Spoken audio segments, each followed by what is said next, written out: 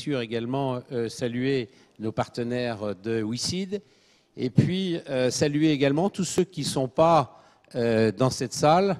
On me dit qu'ils sont plusieurs centaines éparpillés à Lyon, peut-être même des milliers. On va voir ensuite au fur et à mesure de la soirée à Lyon, dans la France et ailleurs. Je suis donc très heureux au nom de la CCI de Lyon de vous accueillir ce soir. Vous qui êtes ici dans cette salle, moitié entrepreneurs, moitié investisseurs, et ça tombe bien parce que c'est ce que l'on souhaitait, pour vous présenter ce soir la plateforme de crowdfunding de la CCI de Lyon et de WICID. Alors, la question qu'on peut légitimement se poser, c'est pourquoi la CCI se lance dans le crowdfunding. Je vois ici quelques opérateurs anciens et célèbres du financement des entreprises, et légitimement, on peut se poser la question.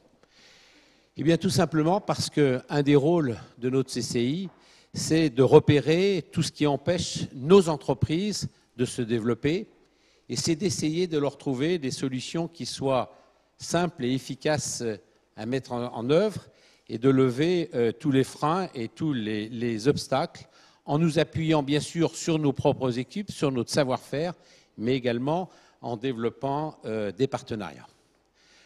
Nous avons fait un double constat. Le premier, vous le connaissez tous, c'est les problèmes de financement de nos PME, de nos start-up qui sont aujourd'hui en France un problème majeur. Et puis, depuis plusieurs années, nos équipes suivaient le développement en France du crowdfunding qui connaît aujourd'hui, c'est vrai, il faut le dire, un véritable engouement. Nous avons donc décidé de proposer une solution pour les entreprises et ainsi d'inscrire durablement le financement participatif dans l'écosystème lyonnais et dans l'écosystème rhône-alpin. Après avoir discuté avec de nombreux acteurs du crowdfunding en France, nous avons choisi la plateforme WICID, pionnier mondial et numéro 1 français du crowdfunding, bien que non originaire de notre région, pour créer ensemble la plateforme de Lyon et de la région Rhône-Alpes. Pour les CCI, je vous le dis ce soir, c'est une première. Nous sommes donc la première CCI en France à nous lancer sous cette forme dans le crowdfunding. Nous avons donc inventé une nouvelle forme de financement local qui allie l'expertise de financement des entreprises de WICID et l'ancrage territorial fort de la CCI de Lyon et demain de l'ensemble des CCI de notre région. Ensemble, avec WICID, nous avons pour ambition de faire décoller le crowdfunding dans notre région en nous appuyant sur des moyens humains et un réseau de partenaires. En allant au-devant des entrepreneurs et des investisseurs, nous souhaitons faire émerger et consolider de beaux projets d'entreprise, créateurs de richesses et d'emplois. Notre partenariat, il a un double objectif.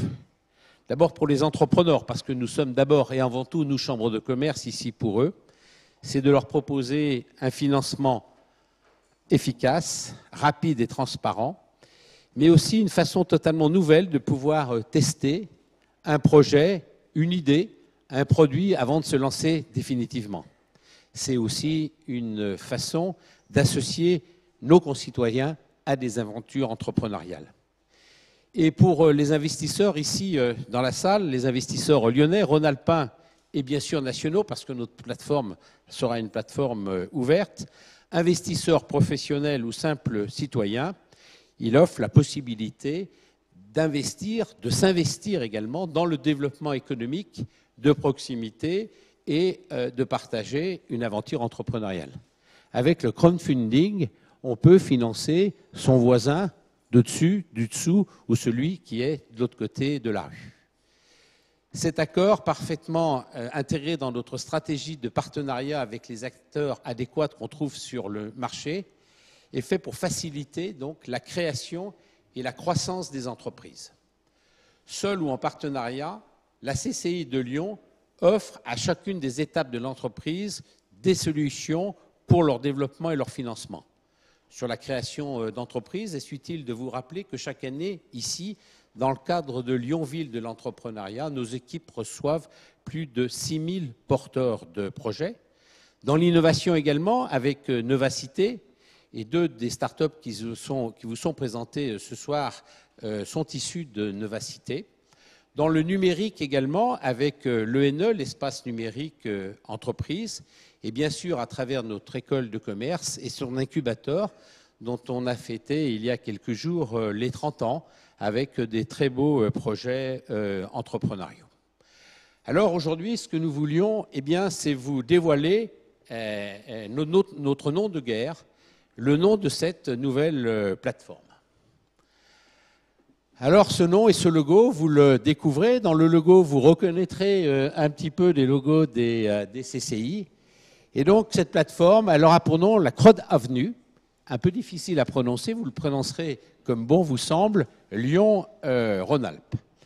C'est pour symboliser la chaîne du financement que la CCI de Lyon et WICID ont décidé de baptiser cette plateforme CROD Avenue, dont vous découvrez donc le logo.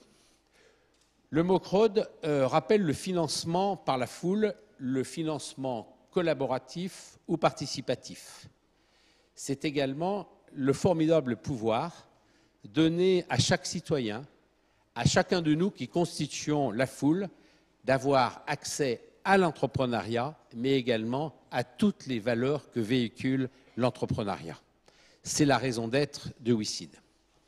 Et puis, le mot « avenue », il vient également en écho de la place d'échange. Certains étaient ici lors du lancement de place d'échange au mois de juillet. Et il fait également écho à la notion de lieu de rencontre, de place publique. Il exprime le fait que ce mode de financement, mais également que le parcours des entrepreneurs est un chemin, une étape qui mène à d'autres dispositifs de financement. Place d'échange, CROD Avenue, on verra comment s'appellera notre prochain dispositif. Ça ne sera sans doute pas une impasse, en tous les cas je ne l'imagine pas comme ça, mais on peut imaginer si notre imagination est au rendez-vous, aussi bien sur le fond que sur la forme, de pouvoir vous proposer demain également d'autres systèmes de financement.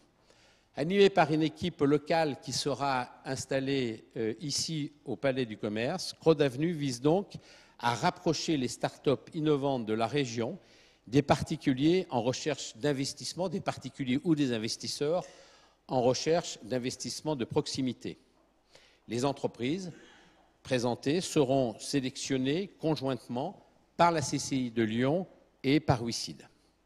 Avant de laisser la parole à Stéphanie Savel, présidente du directeur de WICID, qui va vous évoquer en détail le financement du crowdfunding et de notre plateforme CROD Avenue, je voudrais vous dire que clairement, à travers les dispositifs que nous mettons en place, nous, les élus de la CCI, chefs d'entreprise, mais également nos équipes, nous prenons clairement un capitalisme patient, celui qui est contraire à ce qu'on voit de temps en temps dans les grandes bourses, celui qui favorise le long terme et capitalisme que nous appelons de nos voeux un capitalisme de proximité. Je vous remercie.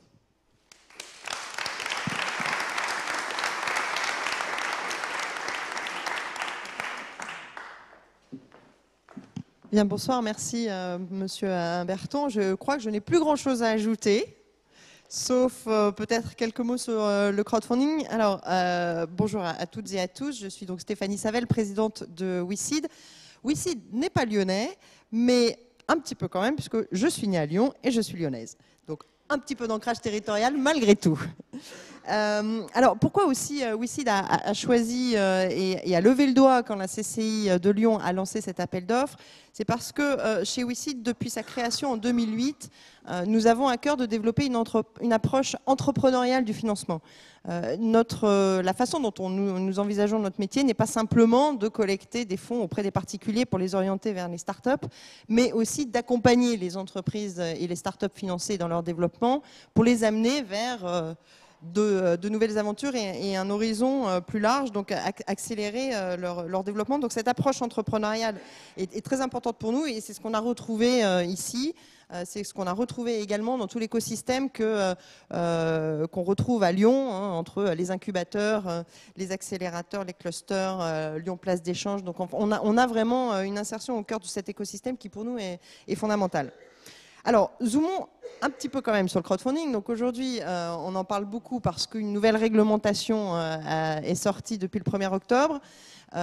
C'est une très bonne chose parce que ça régule ce métier, ça donne un cadre législatif et réglementaire à notre nouveau métier qui est en plein essor puisque les chiffres doublent tous les ans. Ça donne de la crédibilité et c'est un facteur créateur de confiance pour l'investisseur. Et ça crée aussi des responsabilités chez les opérateurs que nous sommes du côté des plateformes puisque nous devons respecter un certain nombre de règles, de procédures, de contrôles. Aujourd'hui, on est régulé par l'autorité des marchés financiers. Donc tout ça va dans le bon sens et je crois est un support indispensable au développement du crowdfunding. Alors, peut-être que certains d'entre vous ne sont pas complètement tous au fait de ce que c'est que le crowdfunding. En gros, retenez qu'il y a 3 métiers principaux dans cette finance participative. Le don, le prêt et l'investissement en capital ou l'equity. Chez WeSeed, nous sommes sur ce métier de l'equity, donc de l'investissement en capital. La plateforme a été créée, enfin la société a été créée en 2008. La plateforme est opérationnelle depuis 2009. Donc on a fêté en juin dernier les 5 ans de WeSeed et de la plateforme. C'est depuis cette date-là plus de 10 millions d'euros qui ont été financés via la plateforme et investis dans 44 startups. Donc quand même des chiffres qui commencent à compter, même si on est loin des milliards des investisseurs plus traditionnels ou institutionnels. Mais on est sur un rythme de croissance extrêmement important, puisque comme je vous le disais, les chiffres doublent tous les ans. En juin 2014, les montants investis ont représenté la totalité des montants investis en 2013. Sur la plateforme. Donc vous voyez qu'on est vraiment dans quelque chose de fond. Quand on zoome aussi sur le crowdfunding en equity, je crois que ça répond aussi à un besoin et à une attente des particuliers qui cherchent davantage de proximité, de traçabilité et de transparence. Et Monsieur Humberton, vous en avez parlé, on est vraiment dans cette logique et dans ce choix vraiment final de la destination de son argent. On le fait en transparence puisque les règles sont claires et explicites, les critères de sélection aussi, le processus de sélection des entreprises aussi, et on le fait en traçabilité, c'est-à-dire qu'on sait à quoi est destiné son argent et on peut le suivre au fur et à mesure de son utilisation. Donc côté particulier, je crois qu'il y a un vrai besoin et on peut répondre à ce besoin. C'est aussi l'occasion de participer à une aventure entrepreneuriale avec aussi cette volonté, je crois, de participer et de contribuer à la création de richesses sociétales, à la création d'emplois et à la création de richesses territoriales. Donc cette notion de proximité, même si on est sur du web 2.0, bonjour à tous ceux qui nous voient et qui nous écoutent et nous regardent derrière leur écran, mais on a besoin de cette double dimension dématérialisée et ancrage territorial. Donc c'est aussi le moyen de donner du sens à son épargne, à son investissement et de s'impliquer localement dans le financement de l'économie réelle dont parfois certains se détournent. Alors côté entrepreneur, on a aussi, on répond aussi à un besoin de financement qui est croissant. J'en parle aussi à l'aise parce que je suis par ailleurs présidente d'un réseau de business angels et je salue mes collègues de la salle. On est les uns et les autres en tant qu'investisseurs particuliers confrontés à ce besoin croissant de financement des startups à un moment de leur vie délicat où malheureusement les acteurs traditionnels du financement sont relativement peu présents malgré tout. Ça commence à changer et aujourd'hui on se retrouve finalement sur des projets où on peut être en co-investissement avec plusieurs acteurs, des business angels, des investisseurs particuliers via des plateformes de crowdfunding, notamment chez WeSeed, on est beaucoup dans ces logiques de co-investissement, et même des fonds d'investissement qui commencent à envisager des co-investissements avec des plateformes, aux côtés de plateformes et de business angels. Donc ça commence à bouger, les lignes bougent un peu, pas tout à fait assez rapidement. Vous aurez 3 témoignages de ces problèmes-là, mais quand même ça bouge un peu. et on contribue, on essaye de faire bouger ces lignes. Alors il y a encore pas mal d'idées reçues sur le crowdfunding, certaines qui ont la vie dure, d'autres qu'on peut arriver à faire bouger. Chez WeSeed, nous avons à cœur de développer et de promouvoir un investissement des particuliers vraiment dans une logique de démocratisation et d'accessibilité. Sur WeSeed, un particulier peut investir dans une start-up à partir de 100 €. Donc on peut devenir investisseur à partir de 100 €.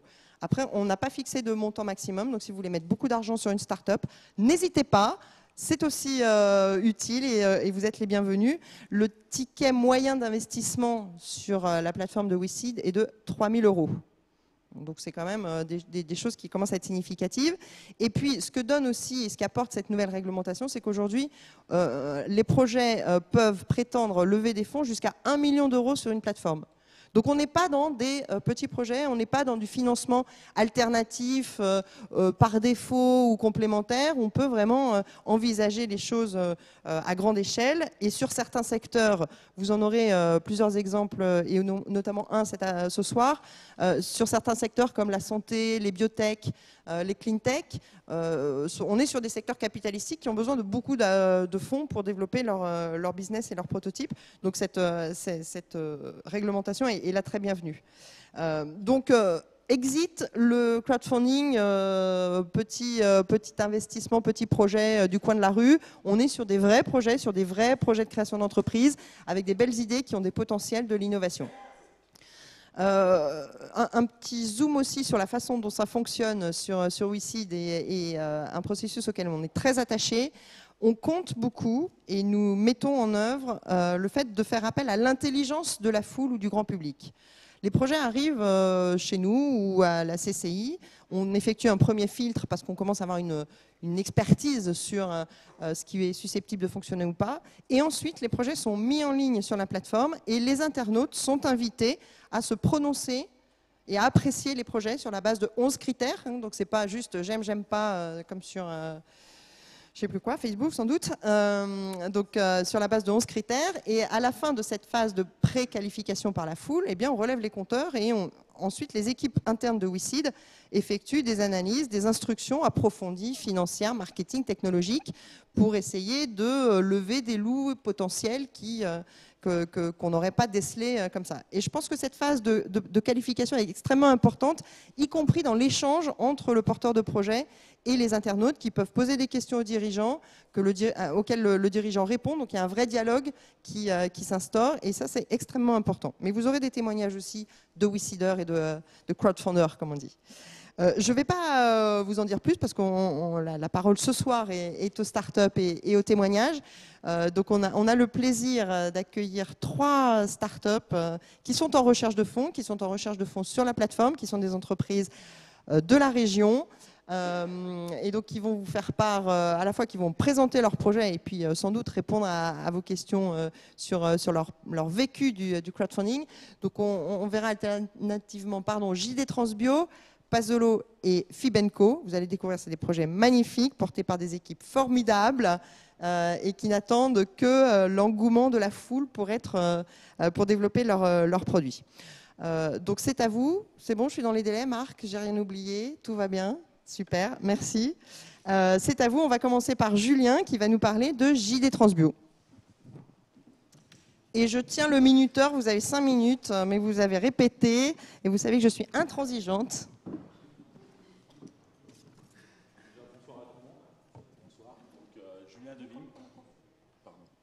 Bonsoir à tout le monde, merci d'être présent. Je me présente, Julien Devim, je suis le créateur de la société Transbio. C'est une société que j'ai créée en 2007. Cette société, elle est spécialisée dans la fabrication de poteries horticoles en matière biodégradable. Avec sa spécialité, c'est quand le produit se dégrade, elle donne à manger à la plante. Notre produit nourrit la plante tout en ayant un produit éco-conçu. Donc on voit le produit qui commence à se dégrader, où le système racinaire passe à travers. La technicité de l'entreprise, aujourd'hui, c'est qu'on a su développer des matières biodégradables issues de déchets, de revalorisation de déchets, qu'on a su retransformer en parois minces dans l'injection, dans des techniques d'injection un peu plus complexes que les thermoplastiques qui existent aujourd'hui. tout en apportant une valeur ajoutée complémentaire qui est l'engrais. Aujourd'hui, nos principaux clients sont les collectivités locales. Le pot biodégradable leur facilite la tâche, c'est-à-dire qu'ils n'ont plus à enlever le pot plastique, ils n'ont plus à gérer les déchets et plus à apporter de nutriments pour faire croître la plante. Et on a un autre secteur d'activité qui est le marché du B2C pour le consommateur et pour la plante. Donc, comme je disais, la société a été créée en 2007. On fait partie des sociétés labellisées à Novacité en 2008. Ça nous a permis d'avancer un peu plus vite au niveau des premières levées de fonds via les institutionnels aussi. Un réseau très ouvert. Après, c'est des reconnaissances du milieu professionnel, mais qui ne font pas vivre l'homme. Voilà. Donc, l'évolution, les besoins de nos produits, c'est qu'on constate aujourd'hui qu'il y a des évolutions au niveau des normes environnementales, des produits, les normes Éco-Phyto 2018, donc c'est-à-dire plus de produits phytosanitaires, l'agenda 21 pour les collectivités locales, plus de produits plastiques et de déchets. Donc on est vraiment là pour répondre à un besoin des collectivités et du particulier en créant ce produit en matière biodégradable. Hop. Donc on constate notre produit, il est sur la gauche, c'est les mêmes durées de culture, même plante, exactement pareil, sauf qu'il y en a un qui est cultivé dans d'autres produits, qui est à gauche, qui a un rendement 6 fois supérieur par rapport à un produit plastique. Donc on constate réellement la valeur ajoutée de notre produit par rapport à un produit pétrochimique. Donc on commence à avoir la reconnaissance de différents clients. Le premier client aujourd'hui de renom est Villemorin. On vient de recevoir une commande aujourd'hui pour un référencement national sur 2000 points de vente dans la GSA, GSS et GSB. Donc ça montre bien que ce secteur est prêt à accueillir nos produits. On a d'autres partenaires comme l'Imagrin qui nous aide dans les formulations de matière et nous accompagne à ce niveau. Et l'Astre d'Or qui est un réseau d'horticulteurs et de professionnels pour valider nos produits. La société, comme expliqué, a été créée en 2007. On a déjà effectué une levée de fonds via des institutionnels, notamment le Crédit Agricole qui est présent ce soir et qu'on remercie aussi d'avoir cru en notre projet. C'est important de le signaler aussi.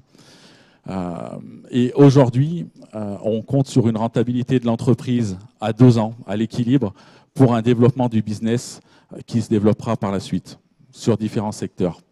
Aujourd'hui, on recherche des fonds via Wizid et on a déjà eu une partie par certains institutionnels.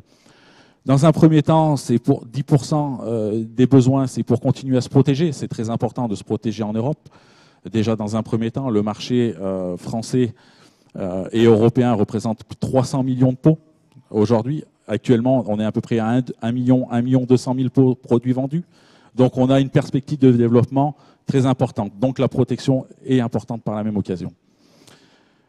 Les 20% de cette levée, c'est pour le développement à l'international en dehors de l'Europe, mais pas via une commercialisation directe via JD Transbio. C'est surtout pour mettre des licences d'exploitation en place dans différents pays. On n'a pas la taille de structure pour s'implanter dans différents pays. Par contre, on a des demandes. Aujourd'hui, comme à Singapour, on a un partenaire avec lequel on commence à travailler, à implanter nos produits, mais on n'a pas la structure pour s'implanter nous-mêmes.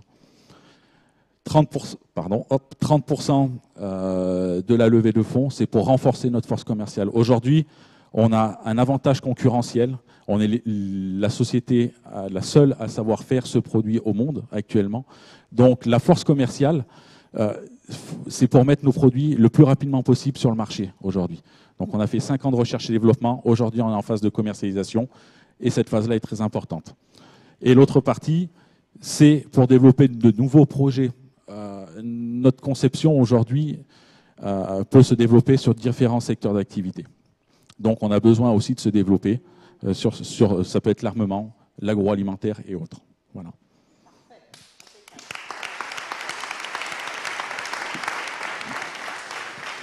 Impeccable. 5 minutes, montre en main. C'est bien, bravo. Alors on a quelques minutes pour des questions de la salle. Je vais courir. Merci. Est-ce que l'innovation est brevetable? Alors, ce qu'on a breveté aujourd'hui, on n'a ni breveté les formulations de matière, ni breveté la technologie d'outillage, mais par contre, on a breveté le produit et la technicité du produit fini. Parce que breveter une formulation, c'est dévoiler son savoir 18 mois plus tard. Donc on a pris le choix stratégique de breveter le produit et non les matières et les entrants. On est tous ficelés par des contrats d'exclusivité et autres avec des fournisseurs, mais le brevet est sur le produit fini. Question basique, vous ne l'avez pas dit, vous êtes basé où? On est basé à Lyon, pardon, sur Lyon.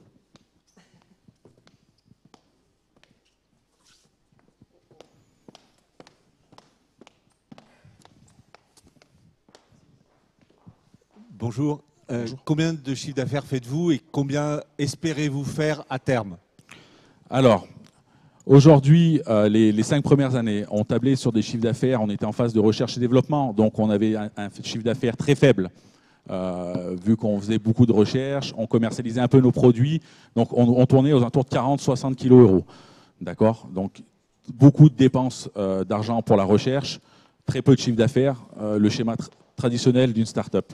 À la fin de l'année, on souhaite clôturer à 200 kg/€, comme vous pouvez le voir sur les... Vous devez avoir le BP.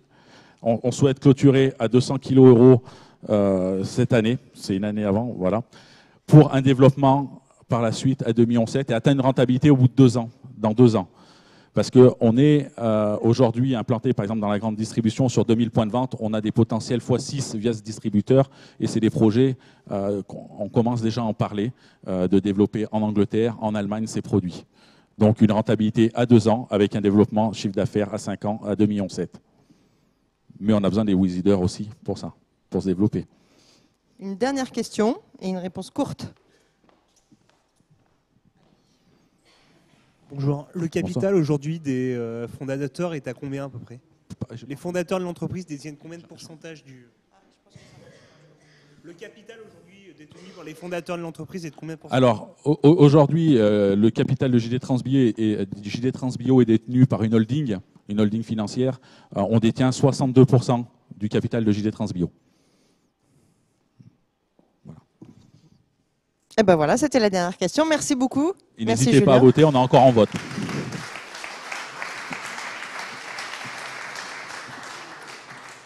Parfait, merci. Vous restez ici pour l'instant, non? Oui, bah oui. On vous voit bien, que tout le monde vous repère pour venir discuter. Alors, on enchaîne sur Pasolo avec Jocelyne, qui va nous parler d'un projet radicalement différent. C'est ça aussi l'intérêt du crowdfunding. Laissez-moi juste le temps de démarrer le minuteur et c'est à vous. Alors bonsoir à tous et merci d'être là. Ça marche ? Donc bonsoir à tous et merci pour votre présence. Donc je suis Jocelyne Autreux, cofondatrice de la société Pasolo.com.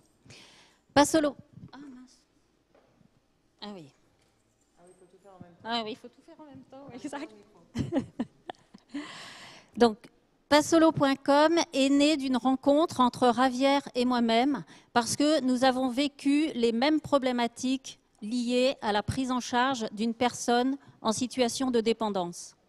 De cette rencontre, nous avons créé Pasolo.com pour apporter une offre globale à toutes les personnes qui accompagnent leurs proches. La sortie d'hôpital en fauteuil roulant suite à un AVC ou une chute, et c'est le domicile qui n'est plus adapté. C'est la multiplication des appels téléphoniques pour trouver des aides humaines, c'est réaménager le logement, c'est sécuriser, c'est tout faire en même temps et dans l'urgence sans savoir forcément comment s'y prendre. Les proches qui s'occupent de leurs parents dépendants, les aidants familiaux, n'ont pas de réponse pour les maintenir à domicile.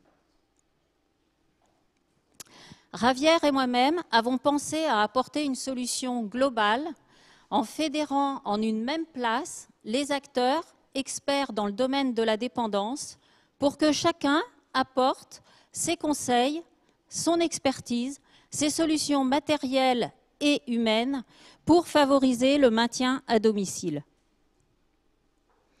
En France, 50% de la population adulte est concernée par la dépendance. Notre cible, les aidants familiaux. Ils sont entre 3 et 4 millions. Et si nous les avons choisis comme cœur de cible, c'est parce que chaque année, 500 000 nouveaux aidants arrivent sur le marché et répètent en boucle le même parcours du combattant. Nous avons commencé en créant une plateforme où les aidants familiaux accèdent aux conseils dont ils ont besoin durant leur parcours, tout en leur apportant l'expertise de notre ergothérapeute dans le choix des produits que nous vendons sur notre plateforme. Aujourd'hui, Passolo.com, c'est 2000 références produits, plus de 30 000 visites par mois, un chiffre d'affaires multiplié par 3 en 2013 et une qualité de service évaluée par nos clients à 8,5 sur 10. Ces résultats sont le fruit d'un travail d'équipe avec Javier, donc cofondateur, avec une spécialité et puis une passion pour le marketing en B2C. Caroline, ergothérapeute conseil, avec une expérience en centre de rééducation et en maintien à domicile. Clémence, avec une expérience en web marketing et réseaux sociaux. Et moi-même, Jocelyne, avec une expérience en start-up et PME dans tout ce qui est commercial et... j'ai un trou de mémoire. Et en plus, ça me concerne, oui, une expérience pluridisciplinaire. Voilà. Donc, si nous sommes là aujourd'hui, c'est que nous avons besoin de vous pour passer à la vitesse supérieure, pour devenir le leader dans l'accompagnement des aidants familiaux en leur apportant une offre globale. Notre priorité est de développer une place de marché spécialisée dépendance de façon à élargir et approfondir notre offre produit pour nous apporter une meilleure visibilité sur le web, pour davantage pénétrer le marché, augmenter notre trafic qualifié et notre chiffre d'affaires, tout en augmentant les services apportés à nos clients. Ce qui nous porte en 2018 vers un chiffre d'affaires de 6 millions d'euros avec un EBE de 1 million d'euros. Notre besoin en financement est de 300 000 euros. Aujourd'hui, nous avons sécurisé 150 000 euros auprès de partenaires locaux. Et nous vous proposons de nous rejoindre dans cette belle aventure menée par une équipe passionnée et engagée qui s'appuie sur un écosystème qui nous a déjà fait confiance, dont Novacité et CCI qui nous soutient dans notre développement. Voilà, je vous remercie.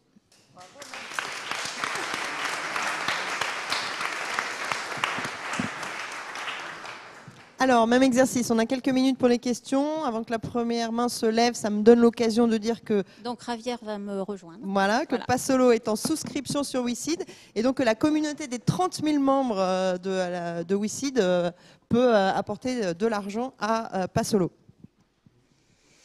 Oui, bonjour. Vous gérez vous-même votre stock? Alors, est-ce que vous gérez les stocks? Est-ce que vous avez un stock à gérer? Comment ça marche tout ça? Non, notre modèle économique consiste à n'avoir aucun stock, c'est-à-dire que les clients passent commande sur notre plateforme. Ensuite, nous passons la commande au fournisseur. Le fournisseur livre directement le client final et le fournisseur nous facture et nous les payons à 30 jours fin de mois. Ce qui est un modèle économique extraordinaire pour la croissance. Une autre question? Et sinon oui. Bonsoir, Javier. Comment vous allez vous assurer d'une augmentation de trafic sur votre site? C'est toute la pierre angulaire de Passolo, c'est le référencement naturel. Et on parie tout sur ça. On amorce avec des actions de communication, avec du web marketing, avec des actions marketing dans le net et hors net. Mais Clémence, que vous pouvez rencontrer, elle doit être par ici au moment du cocktail, elle est la spécialiste SEO. Et c'est la base de tout. Et on fait les choses bien, solides. Et simplement pour vous donner une référence, dans les 2 derniers mois, on a cru notre référencement naturel de 60%. Et ça nous permet de faire des poussées de croissance assez spectaculaires dans la mesure où on travaille en profondeur tous les jours, un tout petit peu. Et voilà. Une autre question au fond.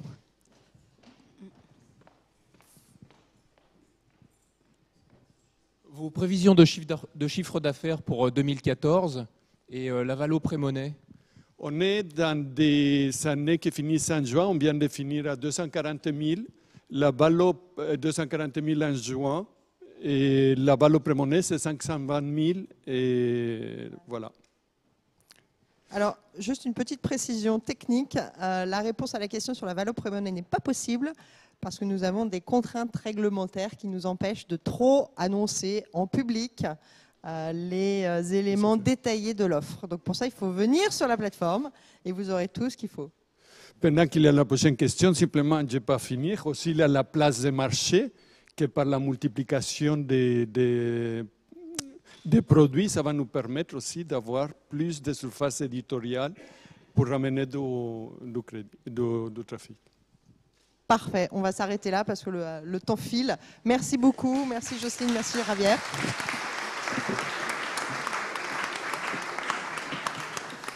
Et on enchaîne sans transition avec Nicolas du projet Fibenco qui nous apporte un objet venu d'ailleurs un peu étrange, mais il va tout vous raconter.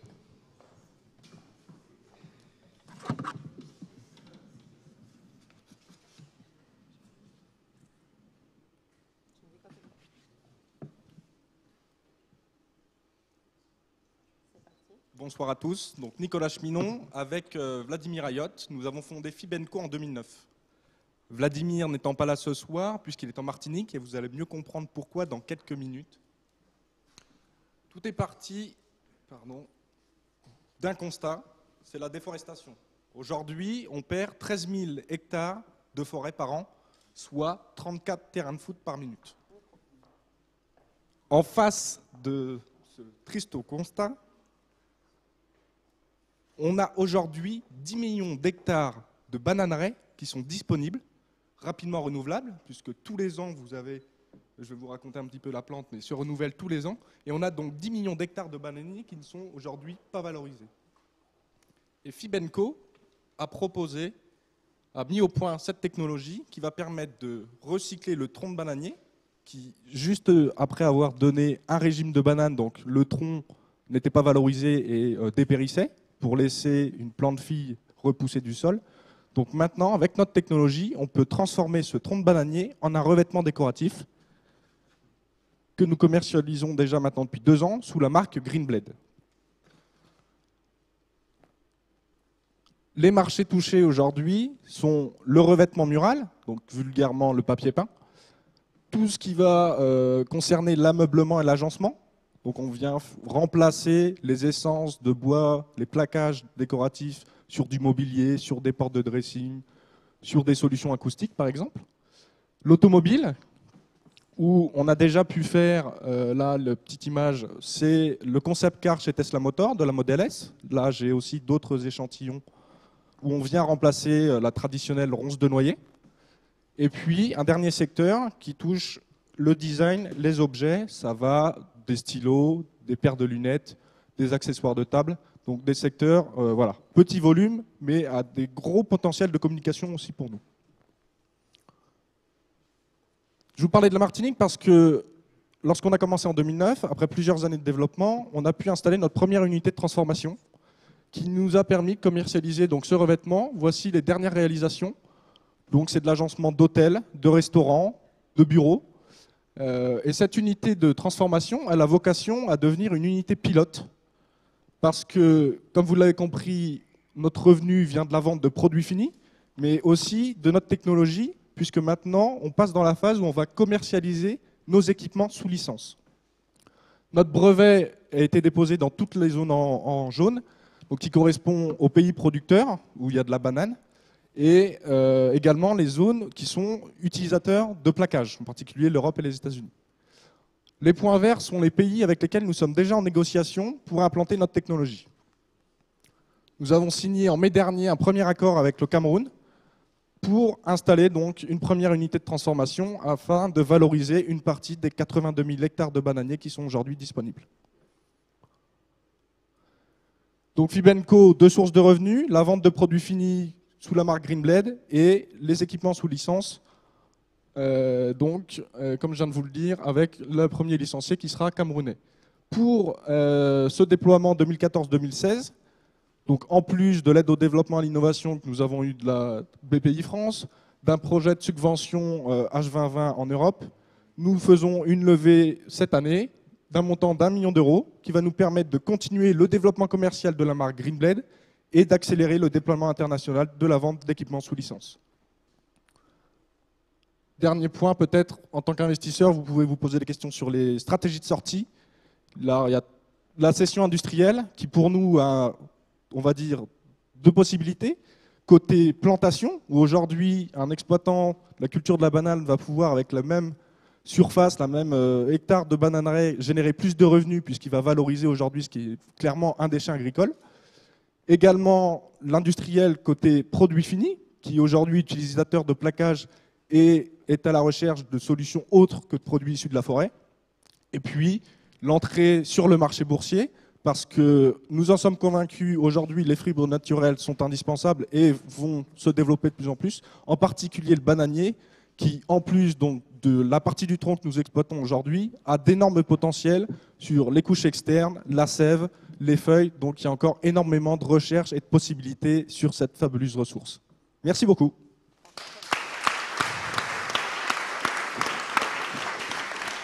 Impeccable. Impeccable sur le timing. Alors, petite précision, et peut-être Nicolas, tu pourras nous en parler.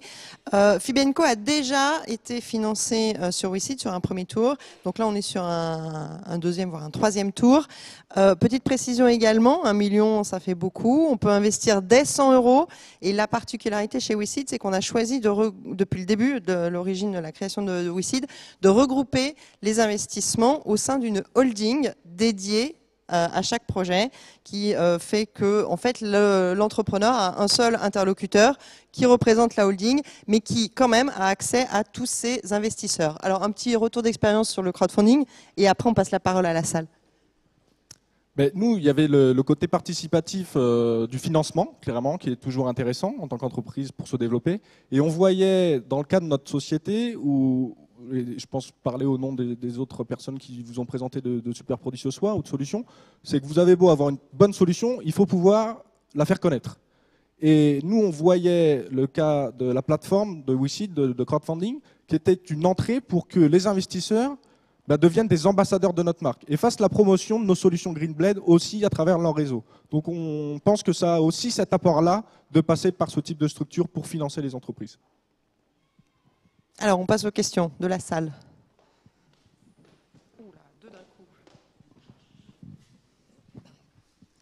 Alors, je voulais savoir combien d'argent avait été déjà récolté dans les premières demandes des fonds, et par rapport aux investisseurs, est-ce qu'ils ont déjà reçu un quelconque retour? Ça, je ne sais pas combien de temps ça date, la première levée de fonds. Alors, la première levée de fonds a été faite il y a un peu plus d'1 an. On avait levé 1 million d'euros à l'époque. Le plan d'investissement global aujourd'hui est de plus de 4 millions, puisqu'on a eu le soutien de la région Martinique, puisque vous l'avez compris, c'est là qu'est implanté le premier site. On a eu le soutien de l'Europe en termes d'investissement dans le développement durable.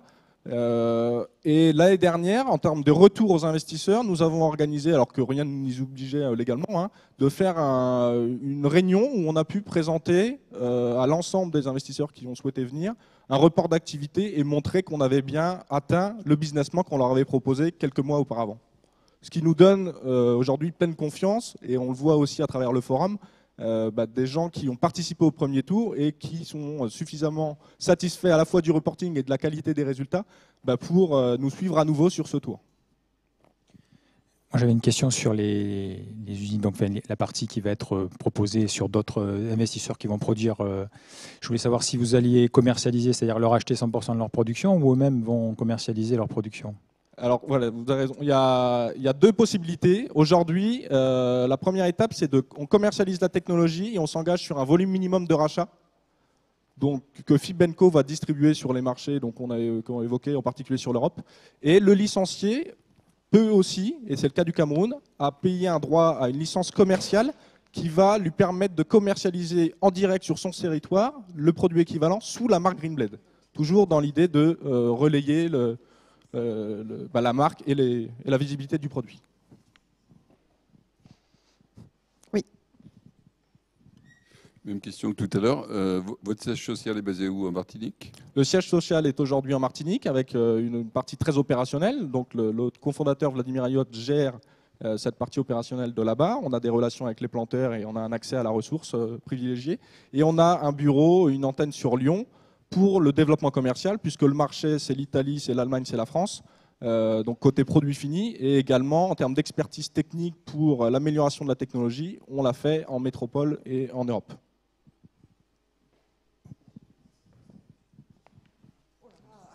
Deux questions, ça sera les dernières. Bonjour. En quoi votre produit apporte-t-il une plus-value très différenciante par rapport à ses concurrents ? Il y a le côté impact environnemental qui est indéniable. On part d'une ressource qui est, on va dire, un déchet agricole. Notre volonté, c'était de le transformer de façon propre. Aujourd'hui, notre unité, elle est autonome en énergie puisqu'on a la chance aux Antilles de pouvoir fonctionner avec du photovoltaïque. Il n'y a pas d'intrant, c'est-à-dire qu'il n'y a pas de colle, il n'y a pas de colorant. Donc il y a cet aspect vert.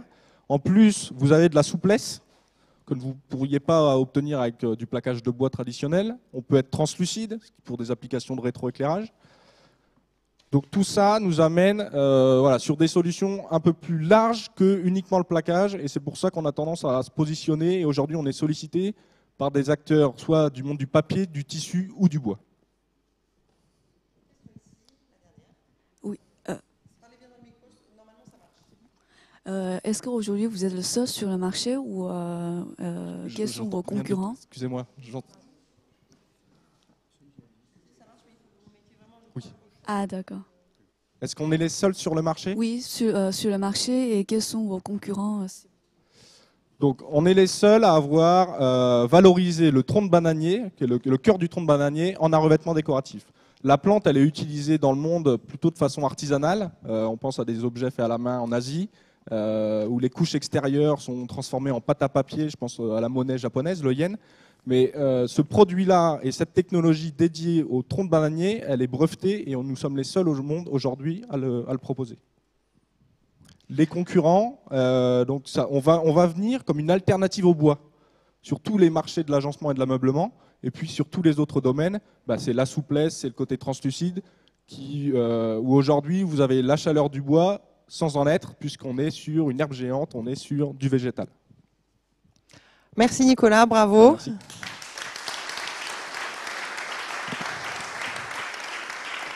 Et voilà, c'était le tour des start-upers. Et maintenant, un petit témoignage de gens qui pratiquent le crowdfunding. Donc des crowdfunders qui ont déjà investi chez WeSeed. Donc Sylvain et Thierry, pardon, je vous avais pas vu. Est-ce que vous voulez bien vous asseoir pour quelques minutes et nous parler un petit peu de votre vécu à vous de WeSeeder et de crowdfunder. Pourquoi est-ce que vous y êtes venu? Qu'est-ce que vous en tirez? Et est-ce que vous auriez quelques petits conseils à donner? Merci Stéphanie, bonsoir à tous. Le WeSeed, moi je l'ai connu il y a pas mal d'années maintenant, puisque je travaillais chez Ernst & Young et que j'accompagnais des entreprises innovantes, et du coup on avait rencontré comme ça les fondateurs de WeSeed, et le sujet d'investir et le sujet de l'entrepreneuriat était un quotidien dans mon métier.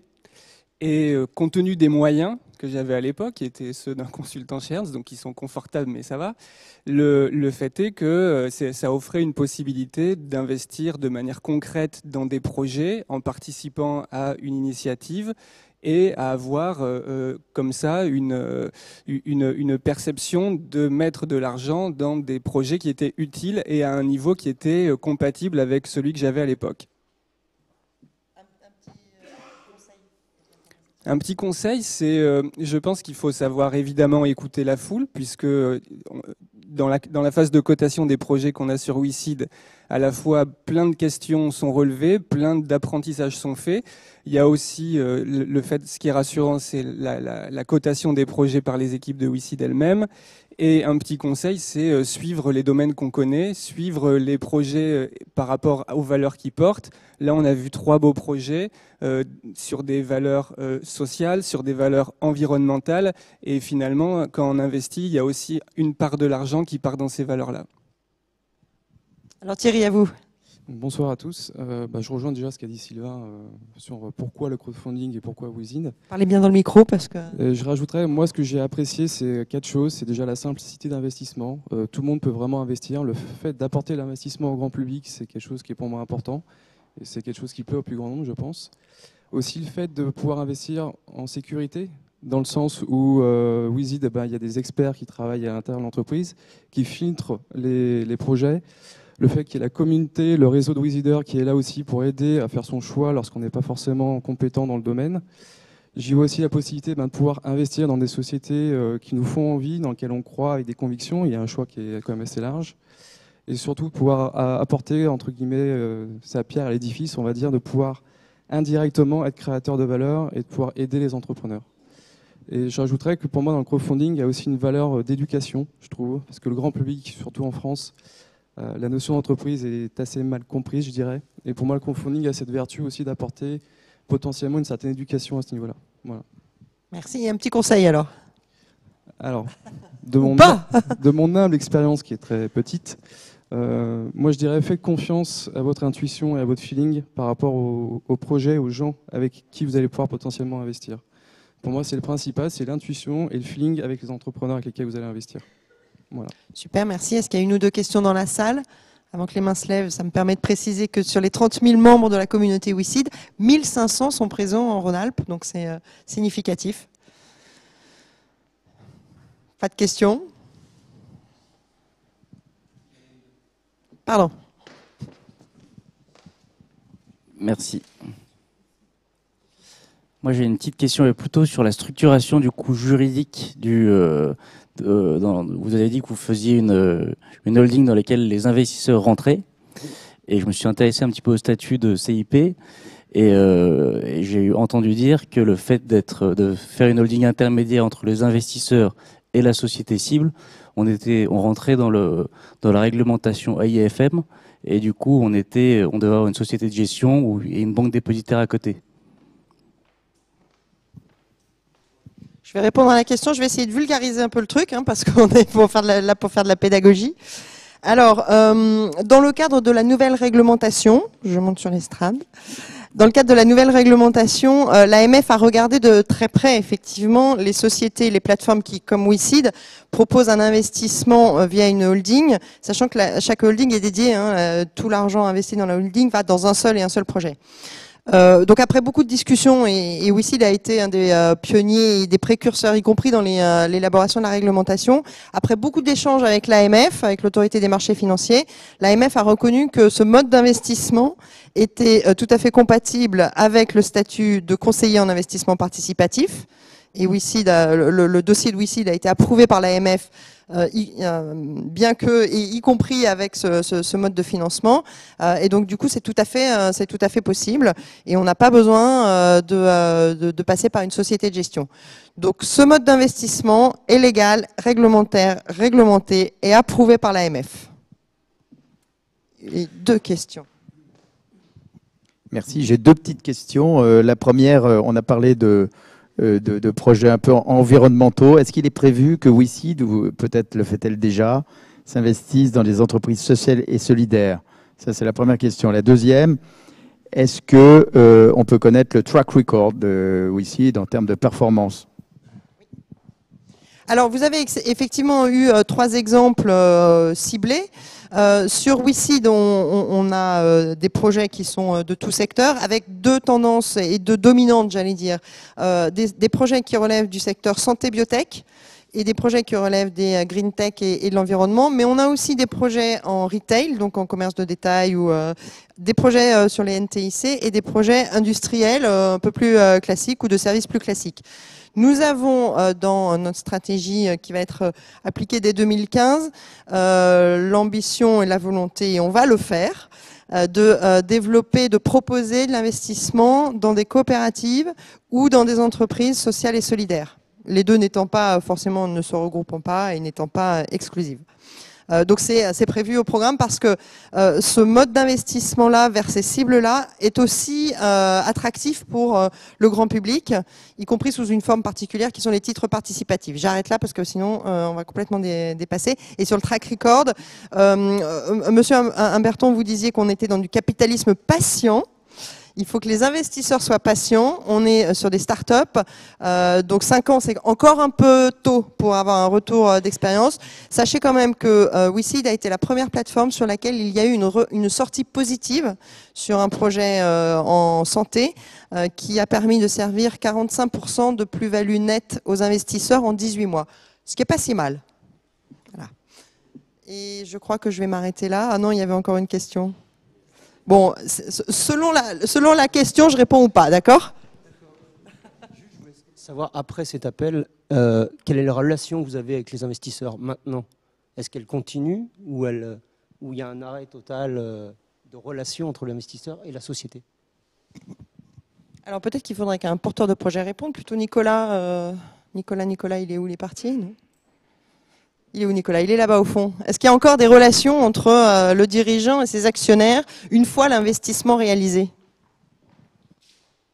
Ah oui, il est nécessaire et j'allais dire obligatoire. C'est que en tant qu'entrepreneur, on a une responsabilité. Elle n'est pas divisée par le nombre d'actionnaires, elle est plutôt démultipliée parce que voilà, en face de nous, chaque individu a son projet, a son capital. Donc je vous parlais de relais en termes de communication pour notre marque, et d'un autre côté, oui, les gens s'interrogent, et donc c'est pour ça que nous, on pense qu'il est nécessaire de faire des reports d'activité assez fréquents. Après, le BP, la stratégie, elle évolue. Nous, on a pu atteindre les objectifs qu'on avait annoncés, donc ce qui nous a aussi permis de continuer de convaincre à la fois les anciens, et puis donc maintenant, je l'espère, encore de nouveaux investisseurs. Et juste pour boucler la question et on s'arrête là, WeSeed, je vous disais tout à l'heure, a une vision très entrepreneuriale du financement. Et chez WeSeed, on organise aussi cette relation et on s'assure qu'il y ait effectivement du suivi et de la continuité dans la relation entre l'entrepreneur et ses actionnaires. Voilà, on s'arrête là. Merci de votre attention. Désolée, mais là, je pense que sinon je vais me faire appeler chérie.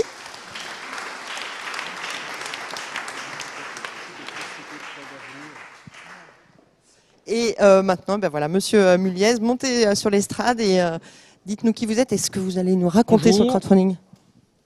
Guillaume Mullier, donc je suis PDG de Dimo Gestion. Alors j'ai la chance d'avoir été entrepreneur depuis 1995. On a, avec 6 autres personnes, lancé une entreprise qui aujourd'hui se développe et qui compte 300 personnes. Alors, la première chose, je vais peut-être être à contre-courant, c'est que le meilleur financement, c'est quand même l'autofinancement. Hein, l'autofinancement, c'est-à-dire les clients, s'occuper de ses clients. Je crois que c'est important de pouvoir être proche des clients et d'aller contribuer à faire développer l'entreprise avec de l'expérience. Moi, j'aime beaucoup, sinon, le projet WeSeed. J'ai plusieurs casquettes. Je suis moi-même, j'ai participé au lancement du réseau Entreprendre en 92. J'ai participé à un comité de sélection de Business Angel, dans des family office de sociétés. J'ai lancé avec mes enfants un fonds d'investissement. Et je crois que tout cela vient en complément, en tout cas WeSeed vient compléter ces différentes options. Bien sûr, il y a les banques qui financent, il y a la bourse, il y a les sociétés de capital risque, de capital, enfin, je ne vais pas tous les citer, mais je crois que WeSeed et le financement participatif, ça vient compléter, et notamment compléter sur un segment qui est un peu délaissé, c'est ce que disait Emmanuel Humberton, qui est le segment de la start-up. Alors c'est vrai que la start-up peut être accompagnée par des sociétés bénévoles, un peu comme peut l'être Réseau Entreprendre, mais dans des sociétés à but lucratif, il n'y a pas grand monde qui sont là. Et je pense que là, c'est là où la place du choix individuel pour contribuer à participer au lancement de la start-up, à création de richesse dans le pays, est un facteur qui est bon, tout simplement. Alors, moi, ce que j'ai apprécié aussi, et je crois que j'ai rencontré d'autres sociétés qui s'intéressent à WeSeed, c'est le marketing. C'est-à-dire que le site va faire connaître auprès d'un public élargi, qui peuvent être à la fois des clients, et ça rejoint mon introduction, hein, le financement par l'autofinancement, et des investisseurs. Et donc le marketing, je crois que ça a été évoqué, c'est un des éléments, le site web, la qualité du site web, et les personnes qui viennent voir peuvent être à la fois des investisseurs, mais aussi des clients. Et donc moi je vois quelque chose de très positif dans le fait aussi que les projets qu'on a vus, ben, ils touchent au bio, ou ils touchent à la santé, au bien-être, au bien-vivre, et ça c'est quand même très positif. Donc 3 points si j'ai bien retenu: la sélection par les équipes du CCI de WICID, le choix individuel avec le marketing qui nous éclaire, et puis l'accompagnement, c'est-à-dire que derrière, les entrepreneurs sont accompagnés, je crois, par des comités, un petit peu, des investisseurs qui viennent les accompagner. Voilà, on m'a laissé beaucoup de temps, donc je préférais tenir ce délai. Emmanuel. Merci beaucoup. Merci. Merci Guillaume de ton témoignage. On avait choisi une formule un peu courte, raccourcie, parce que on est en live.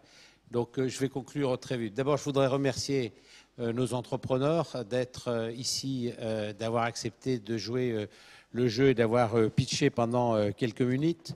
Vous dire que ces 3 entrepreneurs sont tous sur le site de WICID, avec sur le site de WICID, dans la rubrique Crowd Avenue. Certains sont en phase de vote, donc pensez à eux quand vous serez chez vous. Et puis ceux qui nous écoutent, allez directement sur le site.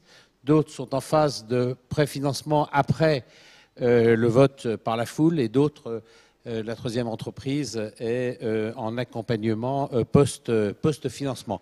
Moi, je voulais d'abord vous souhaiter la bienvenue dans la communauté des entrepreneurs, et puis vous souhaiter bon courage pour votre aventure. Je voulais également, Stéphanie, remercier nos équipes, parce que je pense qu'elles ont fait un travail fantastique. Donc, Crowd Avenue, maintenant, la plateforme de crowdfunding à Lyon a une adresse. Je voudrais également lui donner un visage, et je voudrais demander à Marc Renaud de venir ici, à mes côtés. Donc, Marc, c'est celui qui est chargé de ce formidable projet et qui va être le lien entre tous ceux qui veulent participer à cette aventure du crowdfunding. Je voudrais également que Souleymane Galadima, qui travaille chez WICID et qui s'occupe du commercial, viennent nous rejoindre. Voilà, je suis bien entouré, et ce sera vos interlocuteurs pour développer vos projets. Et donc maintenant, à cet accord qu'on a passé avec WICID, il va lui falloir lui donner beaucoup de consistance. Et je souhaite que nos équipes se mobilisent l'écosystème lyonnais, tous nos partenaires de Lyonville Entrepreneuriat, de façon à ce qu'on puisse donner une chance supplémentaire à nos entrepreneurs de Lyon, parce que c'est nous, ici, Chambre de commerce, notre raison d'être à côté des entrepreneurs. Je pense qu'aussi dans ce cadre de cet accord avec WICID, nous aurons également d'autres partenaires qui un jour viendront nous rejoindre, parce que cette convention qu'on a passée ensemble appelle éventuellement d'autres partenariats. Je pense par exemple à des organisations professionnelles qui souhaiteraient promouvoir ici ou là certains de leurs membres. Voilà ce que je voulais vous dire. Merci à tous, bon courage aux entrepreneurs, et merci aux investisseurs, et à bientôt.